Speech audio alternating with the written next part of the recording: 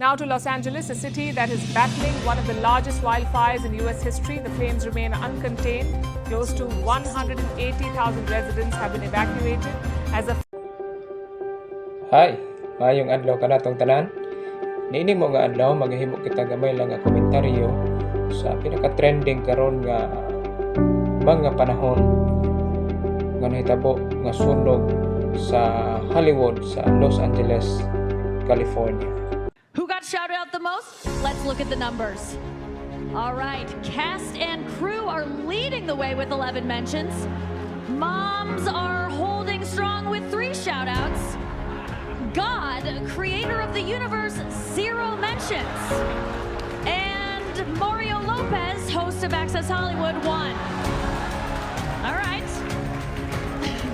No surprise in this godless town. Now to Los Angeles, a city that is battling one of the largest wildfires in U.S. history. The flames remain uncontained. Close to 180,000 residents have been evacuated as the fire engulfs more homes and buildings. At least 10 people have died, 10,000 buildings have been destroyed, and another 60,000 are at risk. More than 8,000 personnel have been deployed to fight the blaze. Local authorities are working tirelessly to bring it under control, but strong winds have made firefighting difficult. Los Angeles is burning.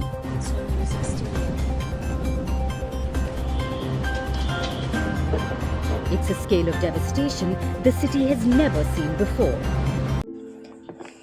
Dili sa yun igsuon nga susama ni ini nga panghitabo nga matud pa sa USA.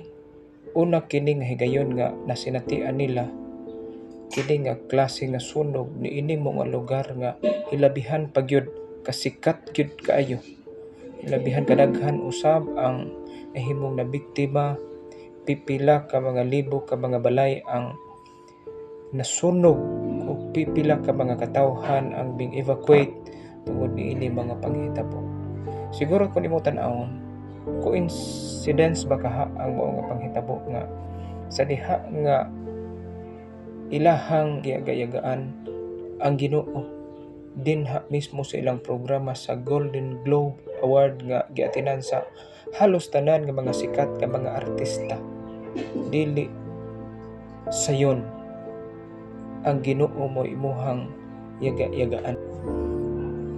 Para sa kuha, I think dili kini coincidence.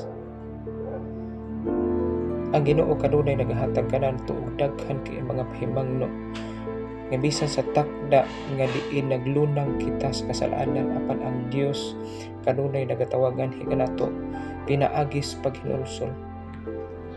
Buhat 17 bersikulo 30 nag-ingon, wala na isipa sa Dios sa panahon sa inyong pagka-ignorante apan karon siya nagasugo sa tanang tao sa paghinulsol.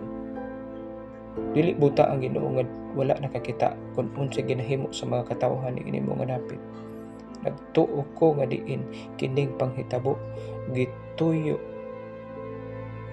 sa Ginoo og buhi kining mao nga makalilisang nga kalayo aron pagpahinumdom ninyo mga dapit nga diin bisan pa man dinha mismo sa ilahang nga katiguman wala nila giila ang Ginoo apan ang Ginoo nakakita nganha sa ilahang ginahimo. Gani ato makita nga gi-recognize pa sa mga MC nga ang Ginoo nga naghimo sa tibok universo walay shout out bisan usa ug bing katawa pa sila pagka makalilisang usa ka object lesson alang kanatong tanan nga diin sa amatag usa nato kang kinabuhi kun malimtan gani nato ang Ginoo. Dunay consequence ka mahitabo sa atong kinabuhi. Pahinumdum na alang kanatong tanan. Hinaot unta nga kita nga nakaila Ginoo sa bisan unsa man nga mahitabo sa atong kinabuhi. Dun naman tay kadaugan nga maangkon ato siyang daygon. Dunay kapakyasan nga ato maangkon mangayo tangan ha kaniya og kasulbaran. Alang sa pagpasiguli ini kapakyasan nga ato nga nahimo ang Ginoo anaa kanunay ug kining nahitabo sa California nahimong kabubuton sa Ginoo. Pero kung imo tan-awon, usabay usa kini siya ka design sa kaaway, ang pagguba nganha kanila apan gibuhian sa Ginoo. Pero kay gusto niya makamata ang mga katawhan nga duna dahi Ginoo nga naghimo sa kalibutan, tag-iyas tanan nga butang, labos tanan, tag-iya sa ato ang kinabuhi. Mayng adlaw kanatong tanan. Salamat.